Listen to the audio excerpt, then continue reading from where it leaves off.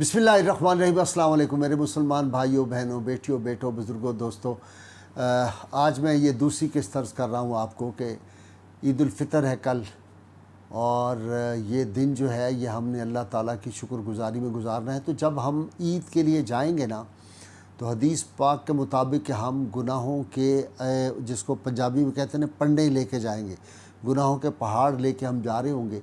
लेकिन अगर हमने सिद्के दिल से ये रात सही गुजारी होगी, आज जो आने वाली रात है इबादत की, और फिर कल दिन को हम अल्लाह का शुक्र अदा करेंगे, तो जब हम ईद पढ़ के वापस आ रहे होंगे तो गुनाहों के पहाड़ जो हैं वो नेकियों में बदल चुके होंगे, और अल्लाह ताला ने हमें उतने ही जो है वो नेकियां अता कर दी होगी। और फिर फरिश्ते कहेंगे ये वो लोग हैं जो अपने गुनाह बख्शवा के वापस जा रहे हैं। इस दिन आपने ख़ास तौर पे कुरान हकीम का वो जो हुक्म है कि अल्लाह ताला ने शाह फरमाया वक़्रिदुल्लाह कर्दन हसना, अल्लाह पाक को अच्छा कर्ज़ देते रहो। तो ये अल्लाह ताला की राह में ये जो ख़र्च करना है, गोया ये रब ताला को कर्ज़ हसना देना है, और जो रब ताला के साथ सौदा करेगा उसको कभी भी किसी चीज़ की कमी नहीं आ सकती। अब इस पे जो हम अमाल देखते हैं कि किस तरह इस पे अहले दीन हमारे जो थे, बुज़ुर्ग थे, बड़ी हस्तियाँ, उन्होंने कैसे अमल किया।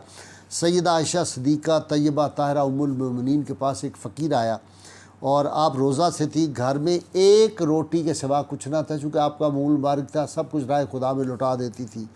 तो आपने अपनी मुलाजमा से फ़रमाया कि ये रोटी जो है ये इस फ़कीर को दे दो, इसको इमाम मालिक ने लिखा है। वो बोली आपके अफ्तार के लिए तो कुछ भी नहीं, ये एक रोटी थी। तो आपने कहा इसको दे दो। मुलाजमा ने वो रोटी भी उस फ़कीरी को दे दी। ये हमारे बड़ों का मामूल था, ये उन हस्तियों का मामूल था। इसी तरह हम देखते हैं कि इमाम हुसैन अलैहिस्सलाम के पास एक आदमी आता है और आके अर्ज़ करता है कि फ़र्ज़ंद रसूल सल्लल्लाहु अलैहि वसल्लम, मैं ज़रूरतमंद हूँ, मेरे छोटे छोटे बच्चे हैं और मेरे पास खुराक खाने को कुछ नहीं, मुझे कुछ खुराक अता फरमा दीजिए। ख़ुद इमाम आली मकाम के घर उस दिन फाके की कैफियत थी, कुछ नहीं था। आपने उससे फरमाया भाई बैठ जाओ, मेरा रिस्क मुझे लग रहा है कि चला आ रहा है, मेरा रिस्क जब आएगा तो मैं आपकी खिदमत में पेश कर दूंगा, इस वक्त तो मेरे पास कुछ नहीं। कुछ देर गुजरी तो एक शख्स 1000 दिनार की 5 थैलियाँ लेके आया। सैयदना इमाम आली मकाम ने वो 5 थैलियाँ जो थीं उस ज़रूरतमंद को दे दी, और साथ ही माजरत करते हुए कहा भाई मुझे माफ़ कर देना, आपकी वजह से मेरी वजह से आपको इंतज़ार करना पड़ा और आपको मैंने आजमाइश में मुब्तला किया। हमने तो दुनिया की तमाम खुशियाँ भाई छोड़ दी हैं और अपनी ज़रूरियात कम कर ली हैं। मुझे अफसोस है मैंने आपको इतनी ज़हमत दी कि आपको इंतज़ार करना पड़ा। दूसरा वाक़या इन्हीं के भाई, बड़े भाई इमाम हसन अलैहिस्सलाम, जन्नत के सरदार, जन्नत के नौजवानों के सरदार का है कि एक शख्स आपके दरवाज़े पे आया। उसने कहा ए फ़र्ज़ंदे पैगम्बर, मुझे 400 दिरहम की ज़रूरत है। आप फ़ौरन अंदर गए, 400 दिरहम ला के उस आदमी को दे दिए और ख़ुद रोना शुरू कर दिया, रोने लगे। लोगों ने पूछा तो फरमाया इस बात पर रो रहा हूँ कि मुझे चाहिए था कि मैं पहले मालूम कर लेता इस शख्स की ज़रूरत, इसको दस्ते सवाल दराज ना करना पड़ता कि इसकी खुददारी पे जो है वो आँच आ गई कि इसने मेरे सामने दस्ते सवाल दराज किया है। इसी तरह इमाम हसन, इमाम हुसैन और हज़रत अब्दुल्ला बिन जाफ़र रज़ियल्लाहु जो आपके बहनोई भी थे और सैयदा ज़ैनब के शौहर और कज़न भी थे इमाम हसनैन करीमैन के, इकट्ठे निकले रास्ते में हज के लिए, और कोई सवारियां और काफ़िला आगे पीछे हो गया किसी वजह से। अब इन तीनों को बहुत भूख और प्यास की शिद्दत महसूस हुई। अब देखा दाएं बाएं कोई जगह नहीं थी। एक खैमा इनको दूर नज़र आया जिसमें जब तशरीफ़ ले गए तो एक बुढ़िया औरत बैठी हुई थी। उससे पूछा तुम्हारे पास खाने को कुछ है? उस बुढ़िया ने कहा जी कि मेरे पास तो कुछ भी नहीं खाने पीने के, मैं गरीब हूँ, अलबत्ता ये एक लागर बकरी मेरे पास है, ये यहाँ पे है, इसका दूध निकाल के आप पी सकते हैं। तो उन्होंने इसी तरह किया। फिर उस बूढ़ी औरत से खाने के बारे में सवाल किया। उसे कहा इस बकरी के सिवा कुछ भी नहीं, आप इसे ज़िबा कर दीजिए और मैं आपका खाना तैयार करती हूँ। उसने बकरी ज़िबा की, इन्होंने ज़िबा की और उसने खाने का बंदोबस्त कर दिया। इन्होंने खाना का तनावल फरमाया और उनमें से एक ने बकरी ज़िबा करके उसकी यानी वो खाल वगैरह उतारी थी। तो खाना खा के ये धूप की शिद्दत जब कम हुई तो इन्होंने अपना सफ़र शुरू किया। جب جانے لگے، جب روانہ ہونے لگے تو اس بڑھیا سے فرمایا کہ ہم قریشی لوگ ہیں، حج کے لیے جا رہے ہیں، اگر ہم صحیح سلامت اپنے گھروں کو لوٹے اور تم کبھی ہمارے پاس آنا تو ہم تمہیں اس احسان کا بدلہ پیش کرنا چاہتے ہیں۔ کچھ مدت کے بعد وہ عورت جو تھی وہ اپنے شوہر کے ساتھ مدینہ منورہ آ جاتی ہے۔ بہت غربت کی حالت تھی، وہاں وہ اونٹ کی مینگنیاں اکٹھی کرتی تھی خشک، اور وہ بیچتی تھی جو لوگ آگ کے لیے استعمال کرتے ہیں۔ ایک دن اس خاتون کو مدینہ منورہ کی گلی سے گزرتے ہوئے امام حسن علیہ السلام نے پہچان لیا۔ آپ نے اس عورت سے کہا، اپنے خادم کو بھیجا کہ وہ عورت جو بازار میں مینگنیاں بیچ رہی اس کو لاؤ۔ وہ اس کو لے کے آئے تو آپ نے اسے فرمایا کہ کیا آپ مجھے پہچانتی ہیں؟ اس نے کہا جی میں نہیں آپ کو جانتی۔ آپ نے جواب دیا، امام حسن نے فرمایا کہ فلاں دن ہم سفر میں تھے، تمہارے مہمان 3 آدمی بنے تھے، تم نے بکری جو تھی وہ اس کا گوشت ہمیں کھلایا تھا، ذبح کی تھی ہم نے، تم نے دودھ پلایا تھا۔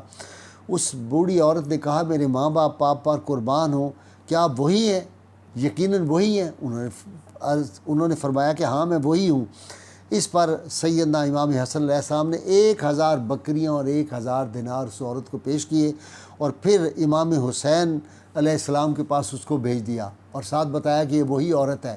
تو امام علی مقام نے بھی ان کو 1000 دینار اور 1000 بکریاں دی۔ پھر اس کو انہوں نے حضرت عبداللہ بن جعفر، چونکہ بہت بڑے تاجر، بہت بڑے امیر کبیر تھے، ان کی خدمت میں بھیجا اور ساتھ بتایا کہ یہ وہی عورت ہے جس نے ہمیں کھانا دیا تھا سفر میں۔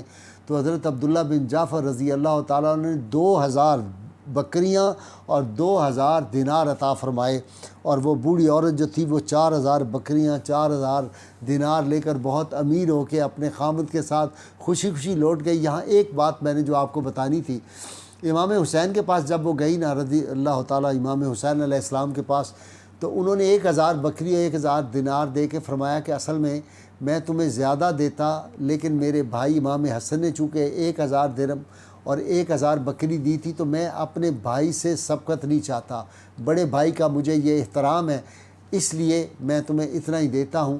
یہ وہ لوگ تھے جو اس طرح کے صدقات اور خیرات کرتے تھے۔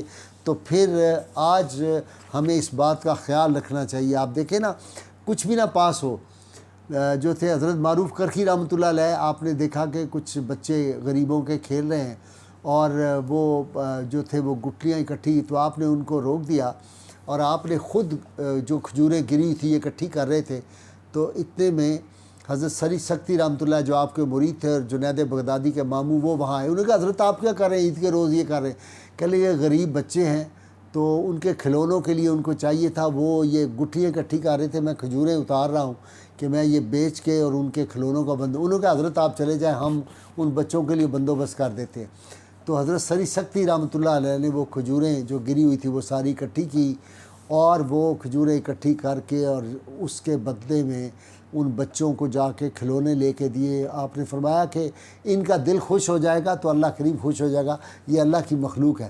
اس طرح کے بے شمار واقعات ہمارے بزرگوں کے ہیں، وہ کس طرح اثار کا ان میں جذبہ ہوتا تھا۔ آپ کو پتہ ہے کہ جنگ یرموک میں 3 صحابی جو زخمی تھے، حضرت حارث بن حشام، حضرت اکرمہ، حضرت عیاش بن ابی ربیعہ، یہ تینوں جنگ میں شدید زخمی تھے۔ تو حضرت حبیب بن ثابت بیان کرتے ہیں کہ ہم نے آگے جا کے ان کو پانی دینے کی کوشش کی، تو پہلے نے دوسری کی طرف اشارہ کیا، دوسرے کے پاس گئے، اس نے کہا تیسرے کے پاس چلے جاؤ، وہ بھی پیاسے ہیں، تیسرے کے پاس گئے تو ان کی روح پرواز کر گئی، پھر واپس دوسرے کے پاس آئے، چونکہ مختلف فاصلے پہ تھے، ان کی روح پرواز کر گئی، پہلے کی روح پرواز کر گئی۔ تو یہ اثار کا مہینہ ہے، یہ وفا کا مہینہ ہے، یہ اپنی ضرورت جو ہے وہ ہوتے ہوئے بھی کسی دوسرے کی اگر ہم ضرورت پوری کریں گے تو اللہ تعالیٰ ہمیں بے پناہ نیکیاں عطا فرمائیں گے۔ اللہ کریم کی بارگاہ میں دعا ہے اللہ تعالیٰ ہمیں حضور رحمت کونین صلی اللہ علیہ وسلم کی غیر مشروط محبت لا محدود فداری نصیب فرمائے۔ نعرہ لگائیے میرے ساتھ مل کے زوردار، پاکستان کا مطلب کیا؟ لا الہ الا اللہ محمد رسول اللہ صلی اللہ علیہ وآلہ وسلم۔